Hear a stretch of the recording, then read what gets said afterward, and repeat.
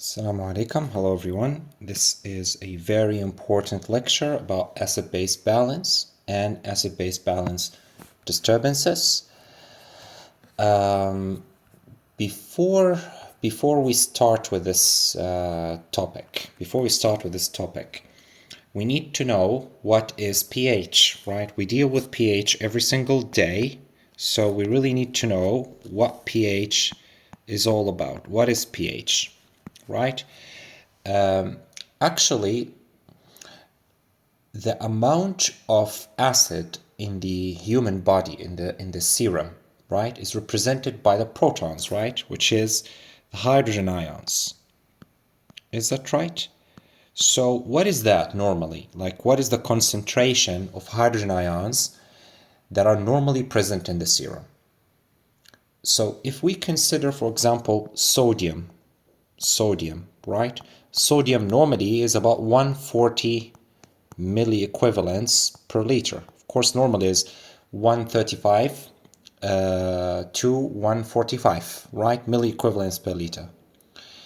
The proton concentration is 0.70, 1, 2, 3, 4, 5, 6, 7, then 4. Now just imagine this number, equivalents per liter. Imagine this number, 0, point, then 7 zeros, and then 4 equivalents per liter. It is actually about, compared to sodium, for example, it's about 3.6 million times less than the concentration of sodium. So it is very small amount. It's a very, very, very small amount, but a very important amount, because maintaining a normal hydrogen, every enzyme in the body depends upon this. Every biological process and reaction in the body depends upon it, right? So pH comes from where? It's very difficult clinically to deal with tiny values like this, right? So we can do a mathematical trick, which is basically taking the log, right? The log of hydrogen ions. If you take the log of the concentration of protons, that is going to come up as negative 7.4, right? The log of 0.704 is negative 7.4. But also we need to cancel this negative. So we're going to take the negative log. The negative log, of course, that's going to be negative minus 7.4. And of course, minus will cancel minus, so we end up with 7.4. So now we know what is pH. pH is the negative log of proton concentration in the serum. That is the definition of pH. Okay, it's the negative log of hydrogen concentration in the serum. Okay, what is the normal pH, right? The normal pH is simply 7.35 to 7.45. But we need to be careful about these numbers. It means because we are dealing with a tiny value and we are using the negative log of that value, a small change in the pH represents a big change in the actual proton concentration. Okay, that's why the range is very narrow, 7.35 to 7.45. So actually, if the pH is 7, this is considered very severe degree of acidosis, right? Now, it means what? It means, because also it's a negative log, the lower the pH, the more the proton concentration, the more it is. So if I tell you a pH is below 7.35, that's the case, we call this acidemia, right? Acidemia. We don't call it acidosis. Acidosis is what? Acidosis is the process which leads to acidemia, but it is not acidemia itself, right? And a pH of more than 7.4 is called alkalemia, right? Alkalemia, meaning the proton concentration is lower, is less, okay? Now, what maintains it? Of course, the body contains mechanisms that tightly regulate the concentration of protons in the serum. It's a very tightly regulated process that involves two main systems, right? That is the kidneys and the lungs, the respiratory system and the lungs, right?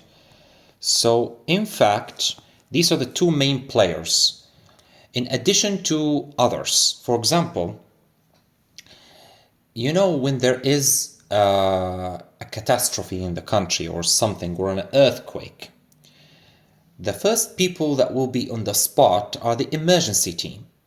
Of course, the emergency team does not have the sophisticated equipments or the sophisticated abilities to deal with it, but they have the necessary things to mitigate or reduce the size of the catastrophe, right? Those emergency teams that are there is the buffer system, right? The buffer system. What is a buffer system? We'll talk about the buffer system first, and then we'll move to how the kidney and lungs fit into the picture. The buffer system is a system which resists extreme changes in the pH, meaning that if the pH trends towards alkalemia, it tries to bring it back. And if it trends towards acidemia, it tries to bring it back, right? So it lessens the severity of the disorder. The most important buffer system in the serum is the bicarbonate buffer system, right? How does it work? Simply, when water combines with carbon dioxide, it will form carbonic acid, right? Carbonic acid. Carbonic acid further dissociate or break down into bicarbonate, ions, and protons. And this reaction can go either directions. Now, suppose acid is added to the equation, meaning protons are added to the equation. It will force the reaction to go towards this side, right? So here's acid added. And when acid is added, a fixed non-volatile acid is added here, what's going to happen? It will combine with bicarbonate, eventually forming carbon dioxide, which is then exhaled by the lungs. So this is a process by, you can say, we can convert the non-volatile fixed acid into something volatile that we can get rid of.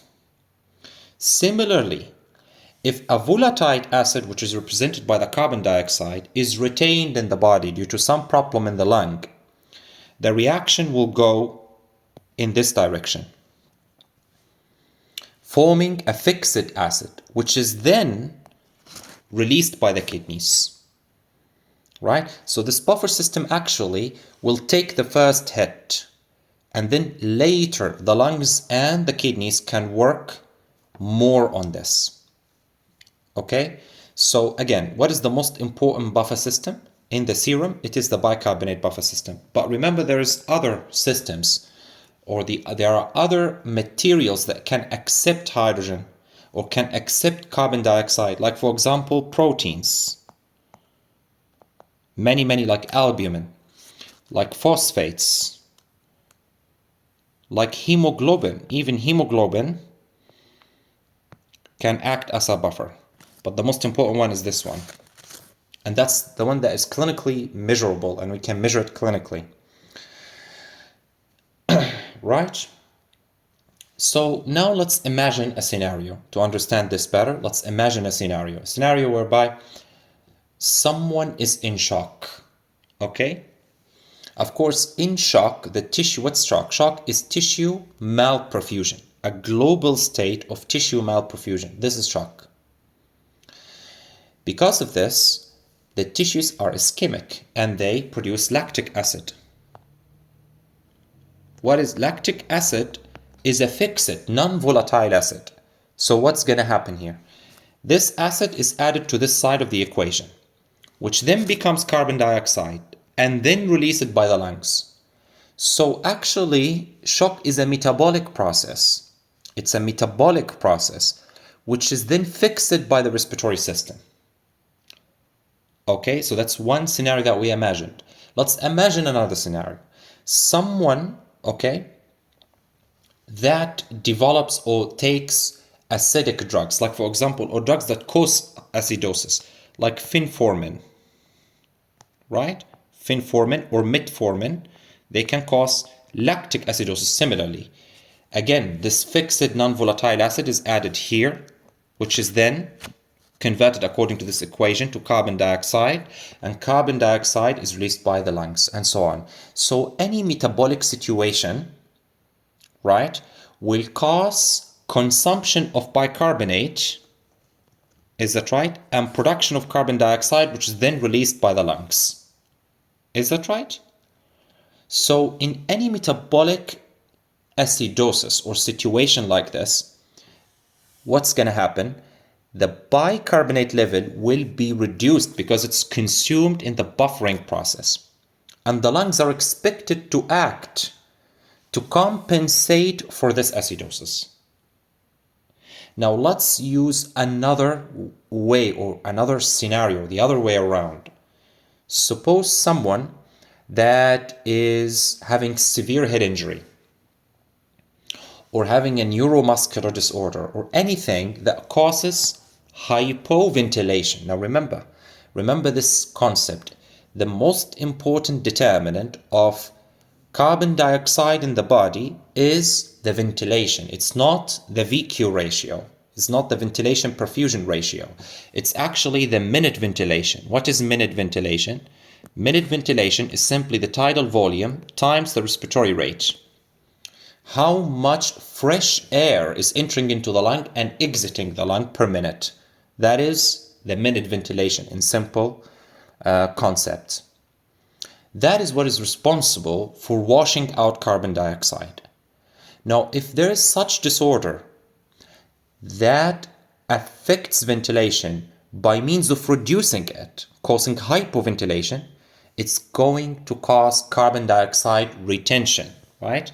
Carbon dioxide is retained in here. So it means this part of the equation, carbon dioxide will increase. And this will cause the equation to trend towards this side. Now it means that this carbon dioxide, which is retained in the body, we have no way of getting rid of it. We will just convert that into protons, a fixed acid, and then we will get rid of it using the kidneys. So if there's a respiratory problem, the metabolic side, the kidney, should act to compensate. There's another concept that we need to add. Now, the lungs are fast. It means if the problem is metabolic, the lungs will act within minutes, only minutes, to compensate. The lungs will just act within minutes to compensate. Whereas the kidneys, if there's a problem in the lung, the kidneys will work when? It will work in days, after days. Not minutes, days. Right? So the metabolic compensation takes longer. So after this is just an introduction. After discussing these aspects, right? I want to talk about ABGs, arterial blood gas, right? Arterial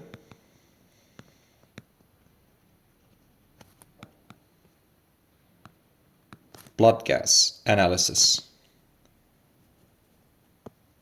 This is a procedure that is usually done and is very important for the critically ill surgical patient, especially those on a ventilator, in which arterial access is gained, right? Either with a needle or through an indwelling intra-arterial catheter. And a sample of arterial blood is obtained and further analyzed for the pH, analyzed for the partial pressure of carbon dioxide, for the partial pressure of oxygen, analyzed for the bicarbonate content and oxygen saturation, and also hemoglobin, right? Also electrolytes like sodium, potassium, right, calcium, and hemoglobin, right? So these are the parameters that are studied in an arterial blood gas.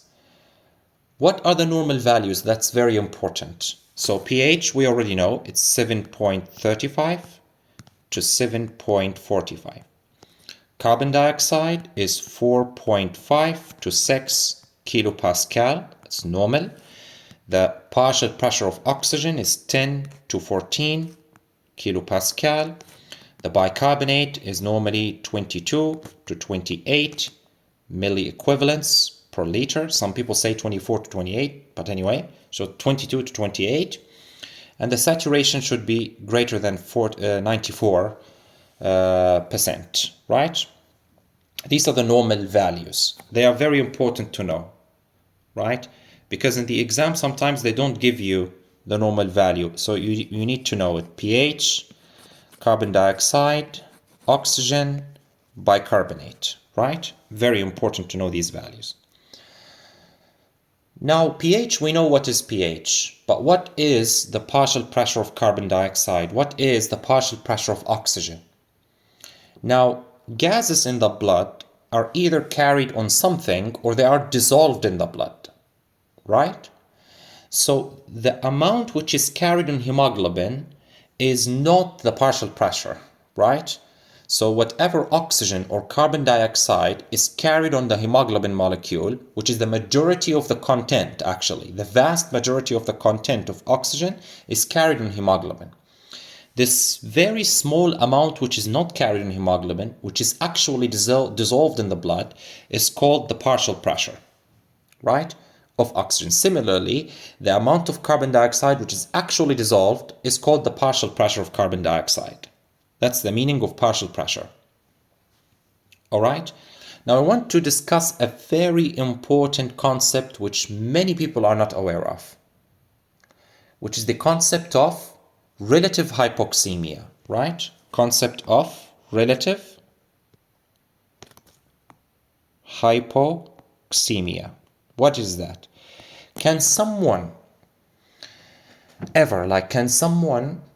when we take their ABG readings and we find their partial pressure of oxygen, for example, 13 or 14 kilopascal, can they be abnormal? It means can this value represent hypoxia? The answer is yes. The short answer is yes. Look, if someone on room air, that is breathing room air, right? And their oxygen is 13 kilopascal, this person is normal in terms of the partial pressure of oxygen. This person is normal, meaning that, by the way, this does not reflect that oxygen delivery to the tissues is normal. It just means that the lungs are working just enough to deliver oxygen to the blood, but it does not mean that this oxygen is carried well and delivered well to the tissues. Suppose someone that have cyanide poisoning, their oxygenation is okay, there's no problem with the lungs, but actually there's hypoxia at tissue level. The tissues cannot utilize oxygen, right? That's another concept to think about. But now let's just focus on the concept of relative hypoxemia.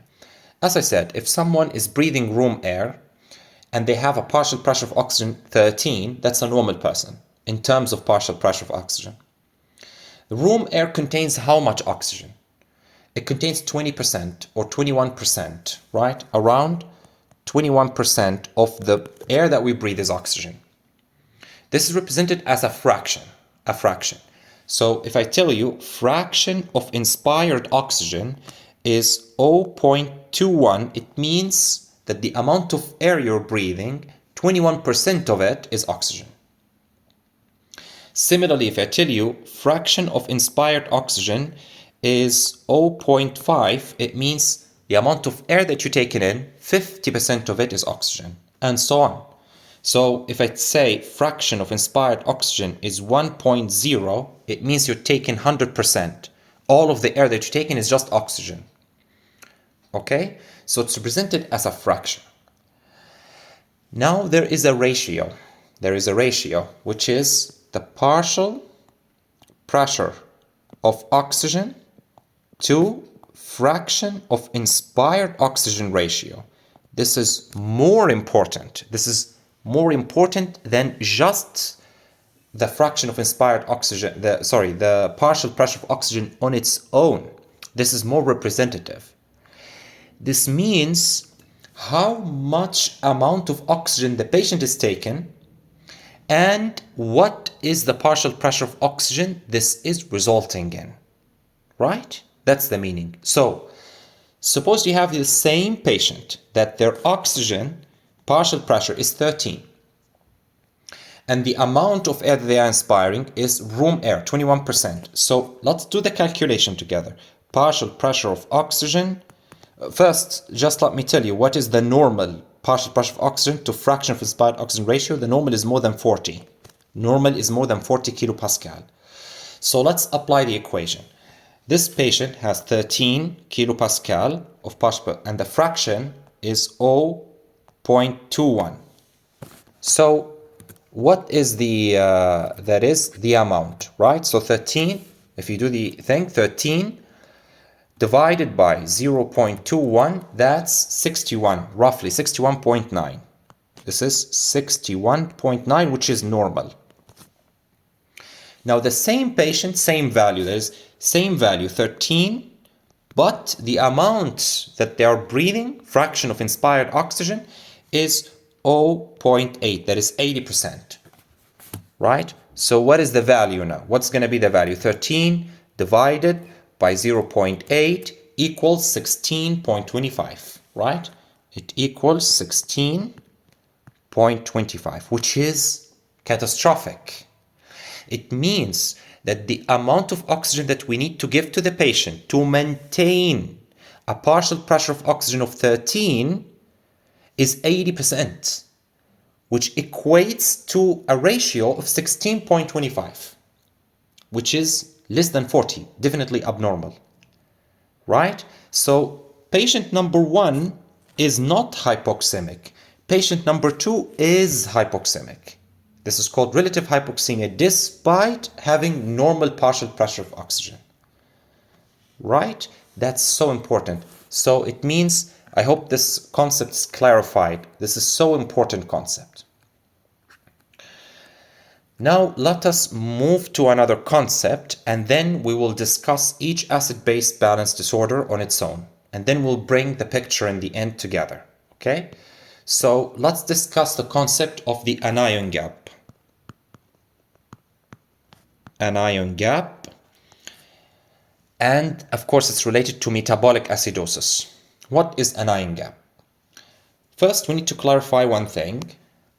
If you take the serum of a human, it must always be electroneutral under any condition, under a physiologic or a pathologic condition, whatever it is, just a law of nature. This is a law of nature, that the serum must be absolutely neutral, which means the positive and negative charges are absolutely equal, right? So if we just take a sample and measure all the positive charges here, let's say that these are the positive charges, and all the negative charges, they are 100% equal if you measure all positive and all negative charges.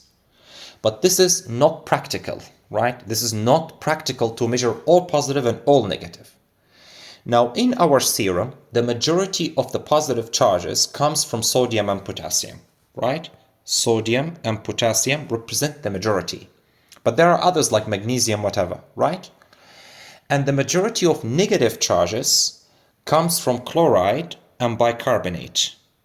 But of course, there are others like proteins, phosphates, sulfates. There are other things that are negatively charged in the serum.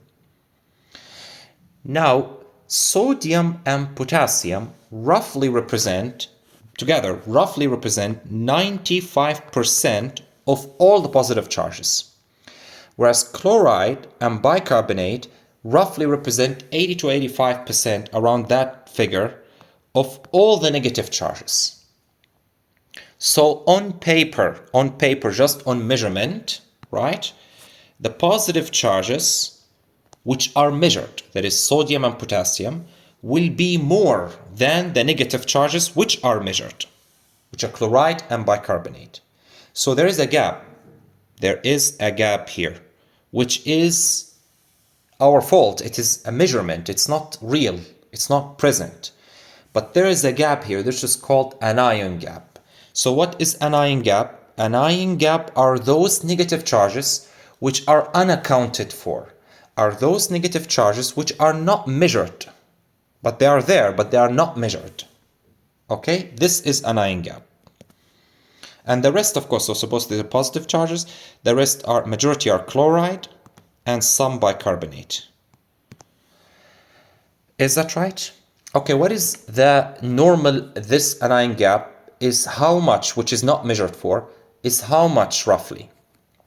Roughly, values, they differ from source to source, but roughly, let's say it's 8 to 16 milliequivalents. So 8 to 16, that's the usual. But there are other people, like for example, in the CRESP protocol, I think they say 10 to 15 or 18, I think. 10 to 18, yes. So that's the usual. 8 to 16 is a good number to take. 8 to 16. Okay? So if we want to measure it, it's simple, the formula. If you want to actually apply this clinically, it's very simple. Just take the positive charges which are measured, sodium and potassium, right? And take the negative charges which are measured, chloride and bicarbonate, and just deduct that from each other. Find the difference. That will be the anion gap, right? Simply put. The number that is expected is 8 to 16. So what is the value of this? Now let me tell you an interesting fact.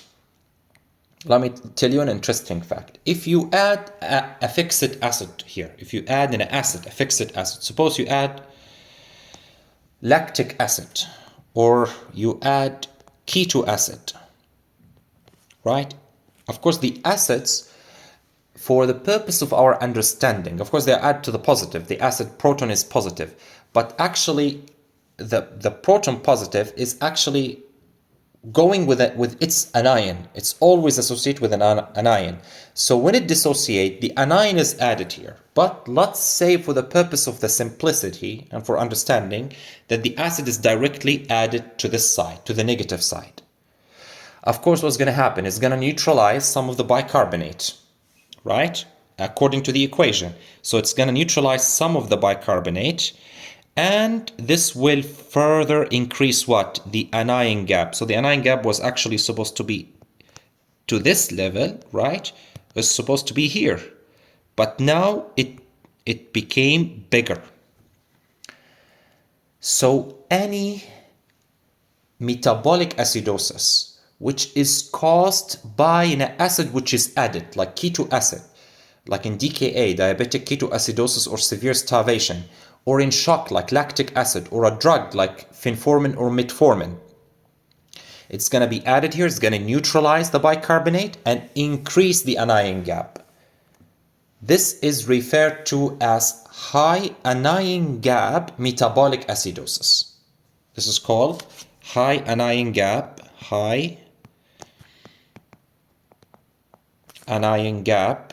metabolic acidosis. There's a mnemonic for the causes of that, which is called MOD piles, right? MOD piles. The M, it stands for methanol. The U stands for uremia, that is renal failure, uremia.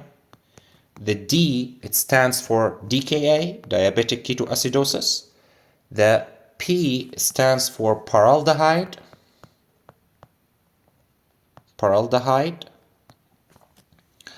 The I stands for infection, that is sepsis, causing septic shock and lactic acidosis. The L stands for lactic acidosis, all the other causes. The E stands for ethylene glycol, and the S stands for salicylates, aspirin, and other salicylates. I will add a small note about this in the end. So, but just for now, trust me that piles encompasses the majority of causes for high anion gap metabolic acidosis. Okay, is there any condition where metabolic acidosis can be of normal anion gap? The short answer is definitely yes, right? What is happening here? Let's go back to the funny graph, right? Here is all of the measured positive charges and all of the measured negative charges, and here is the anion gap. Okay, that's the gap which is unmeasured, anion gap. Okay, so we said that in the negative charges, the majority of that, of course, there are two main ones that we measure, which is, suppose this part represents bicarbonate and this part represents chloride. Any abnormality which directly affects bicarbonate only, but there's no added acid, that is, bicarbonate is lost or the production of it is reduced. Again, loss of bicarbonate or reduced production of bicarbonate. Now here, be careful. Bicarbonate is not neutralized. There's no acid that is added that neutralizes bicarbonate actually, so that it enhances the anion gap. There's no acid which is added to the anion gap. It's just that bicarbonate itself is lost or the production is reduced. What's gonna happen? Chloride ions, so here is suppose the amount of bicarbonate which is lost, suppose this amount is lost, represented by the dashed line. The amount of chloride will go up automatically. It will go up and fill the place that was filled with bicarbonate. So this line moves here, right? The line that is representing chloride goes up.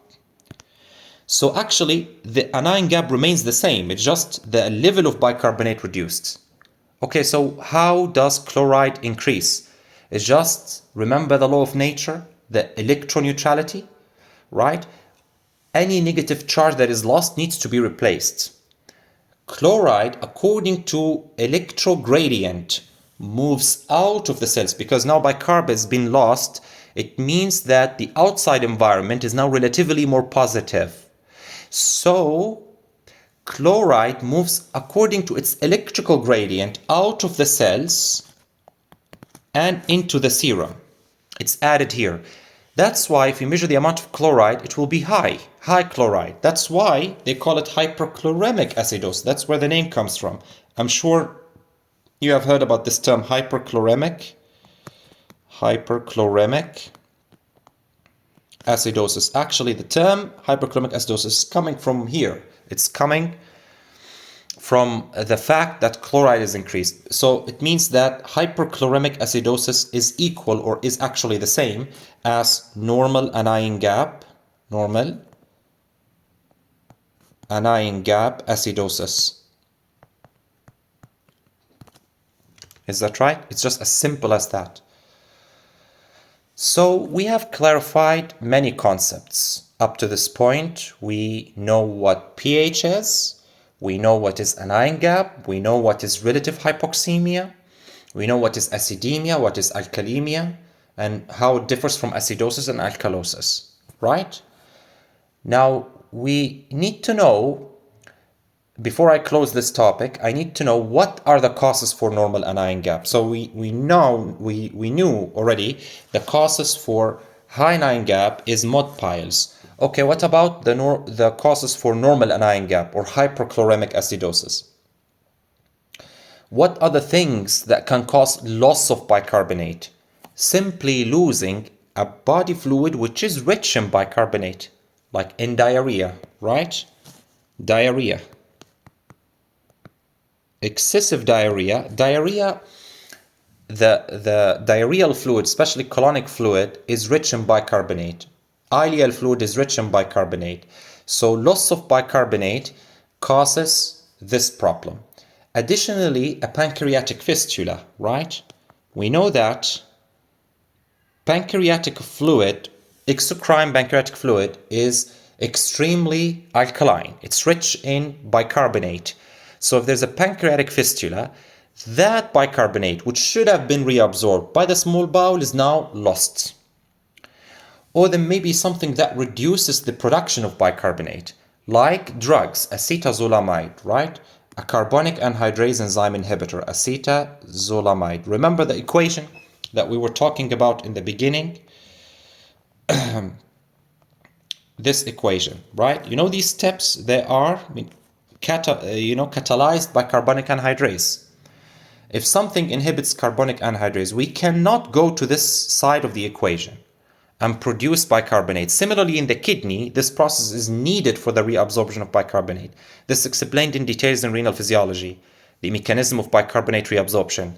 But here we need to know that, of course, if acetazolamide or similar drug is given, it's gonna reduce the renal reabsorption of bicarbonate as well as production of bicarbonate, right? So the end is normal anion gap metabolic acidosis.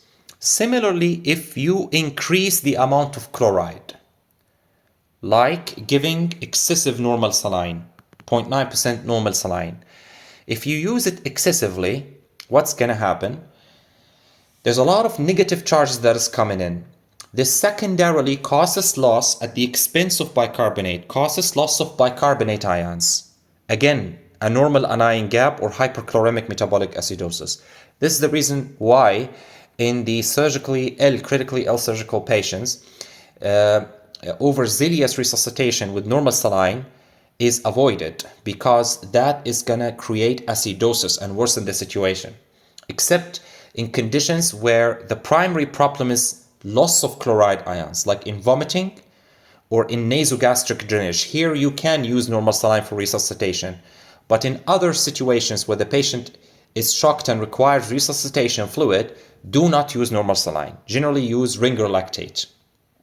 Unless there is also rhabdomyolysis. And rhabdomyolysis, which is commonly associated with crush injuries, and usually the patient is bleeding as well as having rhabdomyolysis, that is shocked and having rhabdomyolysis. Generally avoid ringer lactate because it is potassium containing fluid. And in rhabdomyolysis, potassium is released from the muscle. So you will worsen hyperkalemia. So in this few exceptions, nasogastric drainage, vomiting, rhabdomyolysis, usually and otherwise use ringer lactate, okay? Except in these conditions. Now let us take each disorder on its own, each acid-base disorder on its own, and what is the causes of it, and what the ABG picture will look like. Let's begin with the simplest one, respiratory acidosis, right? Respiratory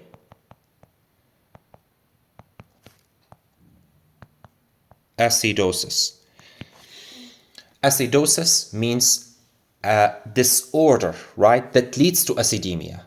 Is that right? So sometimes some people confuse between the terms. I will clarify it more. But just give me a chance.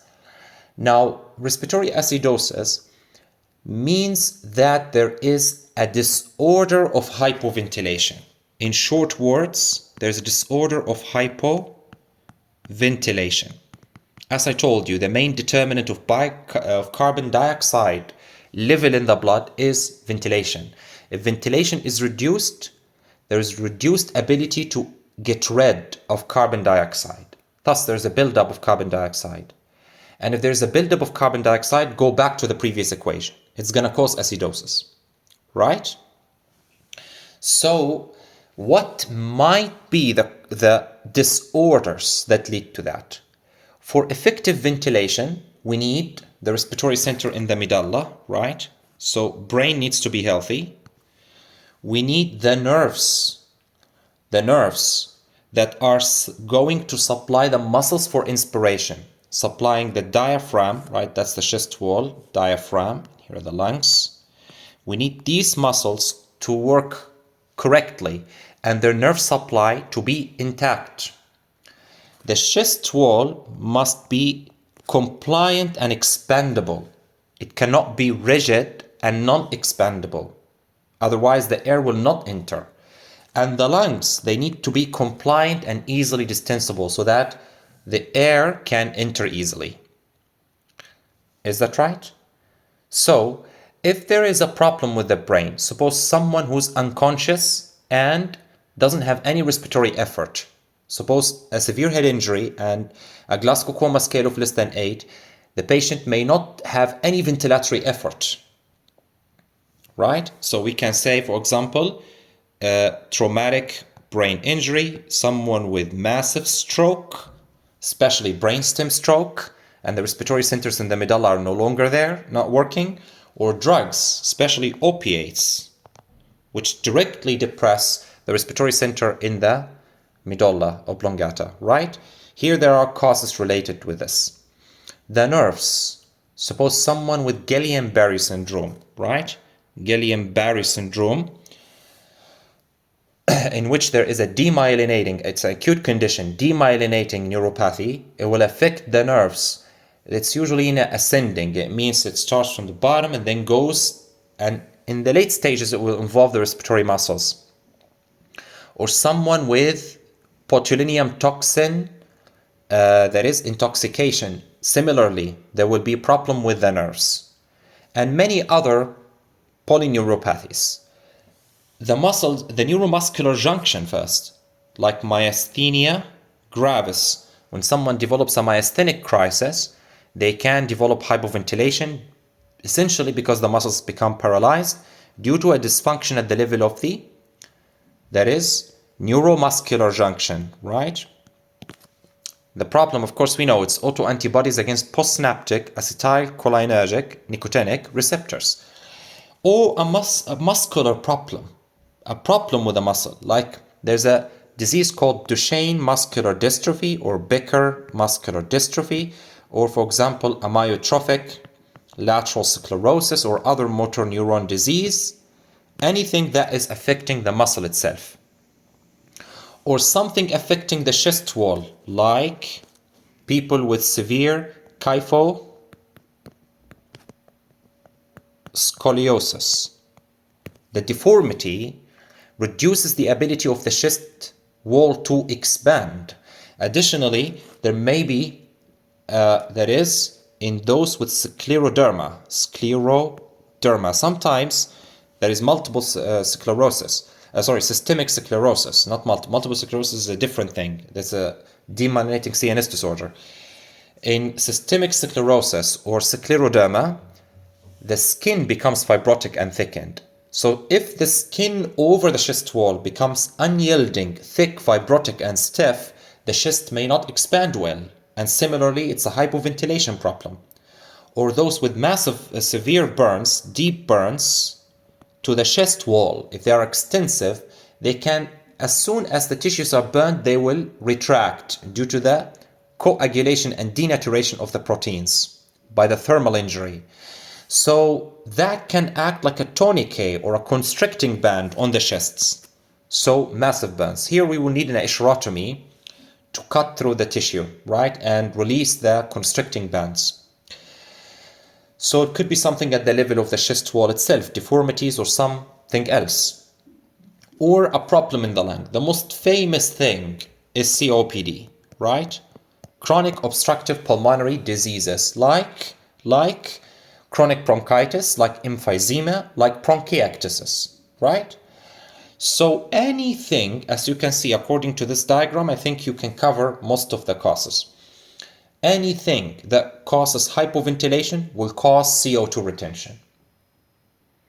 So it means what? It means that if you read in an ABG, the pH usually is low, right? Because there is CO2 retention. So the pH should be low, less than 7.35. Acidemia. This is acidemia, right?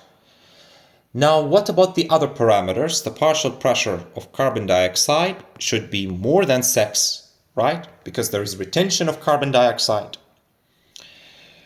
Now, if we take a look at bicarbonate, now the things will differ. Remember, in the early part of the lecture, I told you when there is a respiratory problem, the kidney will act eventually to compensate for that. How the kidney will compensate for that, and when will the kidney compensate for that? These are two questions. As I told you, the metabolic compensatory responses are delayed. It takes days. So the answer to the second question, it is delayed. The answer to the first question, how will it do? It will enhance the reabsorption of bicarbonate. Because if you increase the amount of bicarbonate, right, you can neutralize more acid. That's a way of compensation against the acidosis.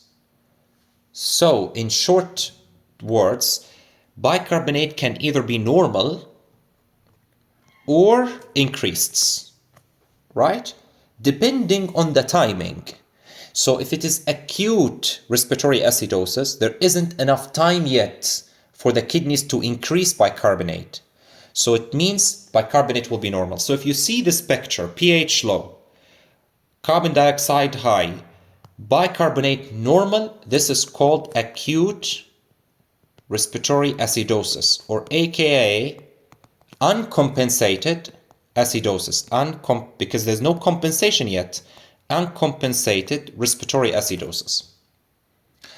Now, when the kidneys wake up from their sleep and start increasing bicarb, you will find that the bicarb is increasing and the pH picture is improving. The degree of acidemia is reducing because now there's compensation, right? So suppose someone with respiratory acidosis of 7.2, after compensation, they are 7. For example, 3, still acidosis, but little bit better, right? Going towards the normal because of the compensation. So in that situation, you will find pH usually still not normal, but better than the previous picture. Carbon dioxide still high, bicarbonate high because of what? Compensation, right? So in that case, we'll say it's compensated but partial because pH is not normal. Still there is acidemia. So we'll say partially compensated, right? Partially compensated respiratory acidosis. Now, in rare instances where there is full compensation, meaning the kidney has succeeded in elevating bicarbonate level, that is contracting acidemia, to a degree that it normalized the pH. The pH became normal. That is 7.35 to 7.45. Right? Usually it's towards the acidic side. That is, suppose it's 7.36 or 35. Towards the acidic side, you will find it. So pH normal, but towards the extreme of normal, towards the acidic side. The CO2 high and the bicarbonate also high. In that case, it is fully compensated. Fully compensated respiratory acidosis. Still, we use the term acidosis, right? So acidemia differs from acidosis. So sometimes pH is normal in the presence of acidosis, right? Acidemia will be there only when the pH is below 7.35. That's another way to think about it, okay? So that is all about respiratory acidosis. Let's talk about, for example, let's take, for example, respiratory alkalosis, right? Let's talk about respiratory alkalosis. It is the reverse of what is happening, right? Instead of hypoventilation, there is hyperventilation. Meaning that the minute ventilation, tidal volume times respiratory rate, is more than is needed, right? It's more than is needed for the given pH, in which carbon dioxide extraction and expiration has been increased. So this means that when CO2 reduces, remember the previous, that is, equation, right?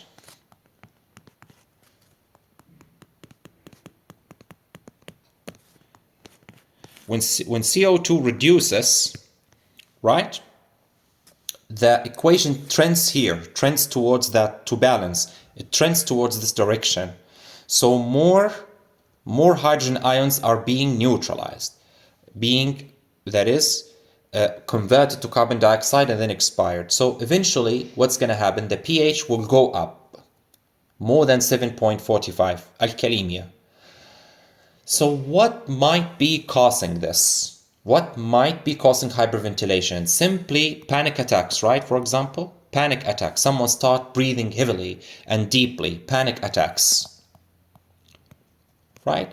Or someone with something that increases the breathing, the respiratory rate or depth of respiration, like pulmonary embolism, right? That's a very tricky thing, common in the exam.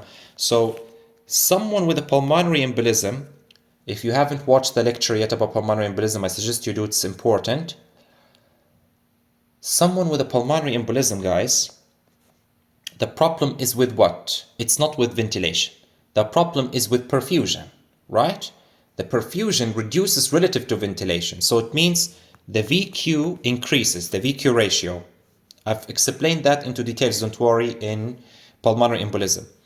But what's going to happen is that carbon dioxide will not primarily be affected, because remember, carbon dioxide depends on ventilation, not VQ ratio. So as a part of the response to hypoxemia, which occurs in PE, the respiratory rate goes up. There's tachypnea. And that causes washout of CO2. So patients with PE most often, what is the most common ABG abnormality is there? It is acute respiratory alkalosis, right? Respiratory alkalosis. Now we know that that is so important. Like pneumonia also, similarly, in pneumonia, same thing. Tachypnea, in attempts to fix or compensate for hypoxemia, causes secondarily washout of CO2. And again, the same problem comes again, respiratory alkalosis. And salicylates. Someone may tell me, you're joking. Just a moment ago, you said salicylates causes high anion gap metabolic acidosis. How come you say it is respiratory alkalosis? Initially, it causes respiratory alkalosis because salicylates, initially, they can directly stimulate the respiratory center, right? In the medulla. So they stimulate the respiratory center initially, and that causes hyperventilation because of increased respiratory stimulation, and initially respiratory alkalosis comes. But then, later, a metabolic alkalosis develops. So salicylates, yes, it's a recognized cause of acute respiratory alkalosis. So simply, anything that increases the respiratory rate, even on a ventilator, in ventilator settings, if they are not set adequately, that problem can develop. Okay, respiratory alkalosis. If excessive ventilatory settings are used, like high tidal volume or high respiratory rate, the patient is at risk of CO2 washout. Okay?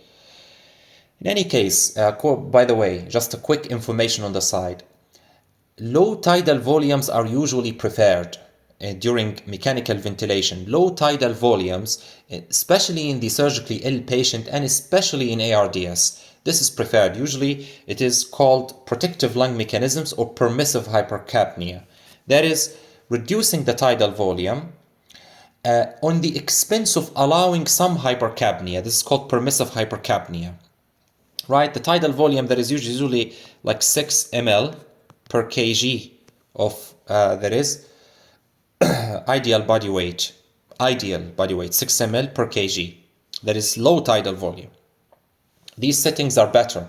They are found to reduce volutrauma and they are found to reduce the mortality and morbidity during mechanical ventilation. Okay. Anyway, let's come back to the discussion. So what will be the ABG picture here? It's simple, you can tell me, right? The pH, that is going to be high, right? Increased alkalosis. The carbon dioxide, it's going to be low, simply, right? So there is CO2 washout. And the bicarbonate depend on, is it acute or chronic, right? So if it wants to compensate, bicarbonate should reduce now because bicarbonate is supporting the alkalosis side, you can say. So it should reduce, right? So that's the thing about respiratory alkalosis. Let's move to metabolic acidosis and metabolic alkalosis. Okay, let's begin with metabolic alkalosis first. Metabolic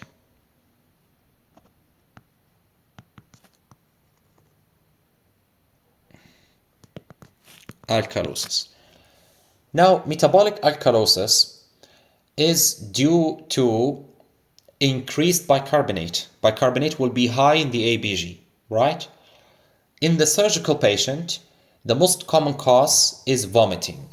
The most common cause is vomiting. How vomiting may cause metabolic alkalosis? Vomiting or gastric outlet obstruction. This is a very important topic in the lecture. So important.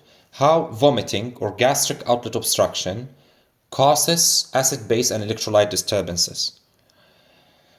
Now, look, when there is vomiting, there is loss of gastric acid. So the parietal cells, which are acid-producing cells, they must increase their acid-producing capacity in order to compensate for the lost acid. Right? When acid is lost, basically, due to vomiting, the stomach intragastric pH will go up. This is sensed by specialized cells in the antrum of the stomach called G cells. That produces gastrin, so it causes a secondary hypergastrinemia. This gastrin works on parietal cells and stimulates their activities. Additionally, there is parasympathetic stimulation as well, which will increase through M3 receptors, it will increase the acid-producing abilities of the cells, of the parietal cells. So how does it produce acid? That's a part of the answer to the question.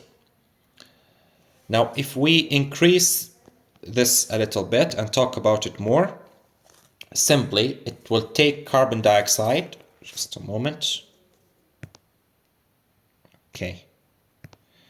It is going to take carbon dioxide and inside, using carbonic anhydrase and water, it will produce carbonic acid. And you know, right? It dissociates into protons and bicarbonate. This bicarbonate goes to the blood. So for every proton, there's a bicarbonate which is produced. This proton is pumped against an immense concentration gradient of 1 to million, right? Against concentration gradient to the lumen, under normal circumstances, of course. Chloride passes along its special channels and becomes, excreted into the lumen. And there it will combine, forming hydrochloric acid, HCl. That's in simple terms. So chloride is lost in the vomiting process, and that is going to cause hypochloremia. Right? Protons are lost, which consequently causes an increased production of bicarbonate.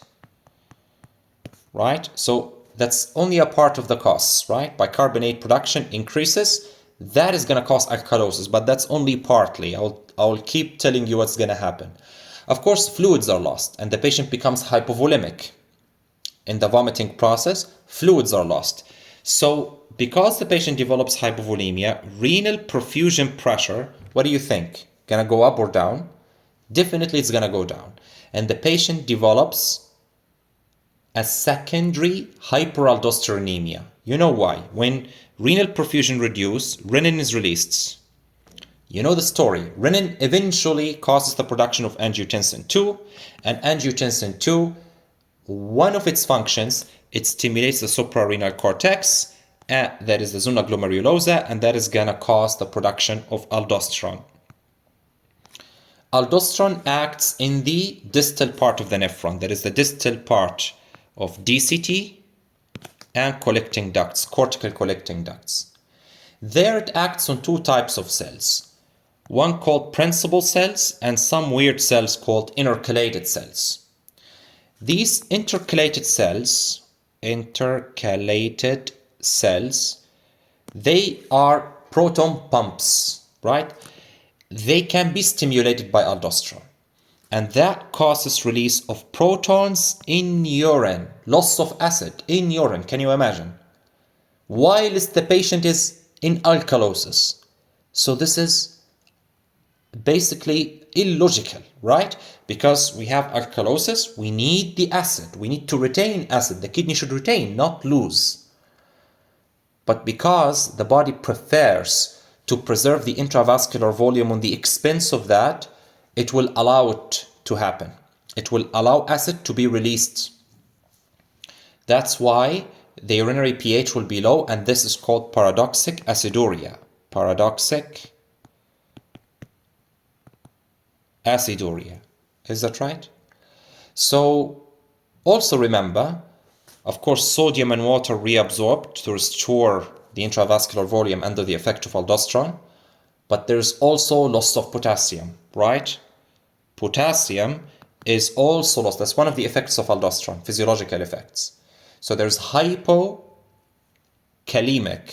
hypochloremic, metabolic alkalosis with paradoxic aciduria. This is the full answer that needs to be given in the exam. Hypochloremic, hypokalemic, metabolic alkalosis with paradoxical aciduria, right?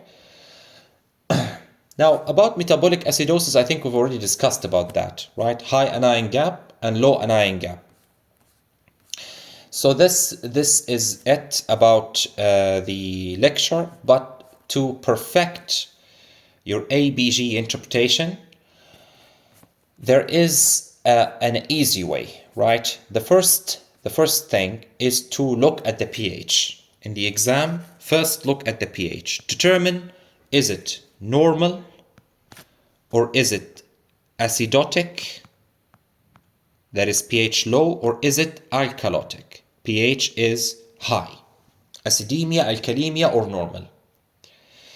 Now, if it is suppose acidotic, you need to look at the other two parameters. You need to look at bicarbonate and look at CO2 and determine which one of them is causing the acidosis. Simply, if there is a lot of CO2, CO2 is the acid counterpart, so that is the cause. So it is respiratory. It's due to hypoventilation, remember? So it is respiratory acidosis. If the bicarbonate is low, bicarbonate is on the alkaline team, remember? If it is low, it is the cause. It is trending with acidosis. So now there is another scenario. If both are pointing to this, that is, bicarbonate is low, so it is trending to the acidosis, and CO2 is high, it's trending to the acidosis, both of them, so it's a mixed disorder. This patient have mixed respiratory metabolic acidosis, mixed. Sometimes it happens and it's commonly asked in the exam. When you see pH acidosis, bicarb is low, CO2 is high, then immediately the answer will be mixed acidosis. Please remember that, that's so important, okay?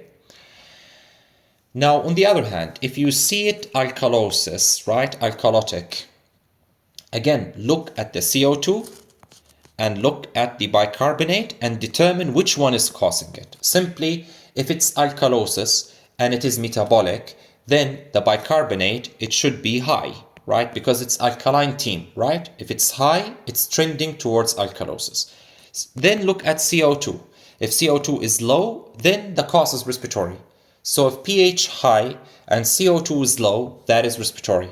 If pH is high and HCO3 bicarbonate is high, then that's metabolic alkalosis, right? And if both are trending towards alkalosis, that's mixed. If CO2 is low and bicarbonate is high, both of them, so both of them are towards alkalosis, then it's mixed. Now, if it's not mixed, suppose it's acidosis, right? pH is low, and you determine it's respiratory because CO2 is high. Then the next step is to look at the bicarbonate, right? If the bicarbonate is normal, then this is uncompensated respiratory acidosis, right? According to the principles that we've talked. If the HCO3, if we want to compensate for acidosis, then we have to increase the alkaline team, right? We need more bicarbonate. So if bicarbonate is going up, then this is compensating. If it is fully compensated, the pH will be normal, but towards the acidic side, right? Not towards the alkaline side, towards the lower side. If it is not normal, but still HCO3 is high, then this is called partially compensated, right? Respiratory acidosis. Similarly, you can do the same trick on the alkalosis side. If there is, for example, you've determined the alkalosis is respiratory due to low HCO3, look at the bicarbonate to see the compensation. Is it acute or chronic? Is it partially or fully compensated? It is, the reading depends on the logic, right? If you logically understand how this thing works, then it's no problem for you. But you still have to practice. In the website, in the question bank, in the physiology section, the beginning of the physiology questions are all about acid base. There is a lot of previous exam questions which are listed in the recall question bank that you can work with, right? So remember, it's so important to practice using the question bank. Otherwise, trust me, you will be confused during the exam. So this goes with this lecture or any other lecture. Once you finish physiology, please go to the physiology question bank, finish that and repeat it multiple times, not just once. That will ensure that you got the point from all angles. Because there's a lot of tricks that you will not learn unless you see the real question. Okay? So, but the basics, you've got it. The knowledge and the basics of that, you've got it in this lecture. You can apply it to the questions and it will work with any question. Okay? So, best of luck, everyone. And I will see you in another lecture. Good luck.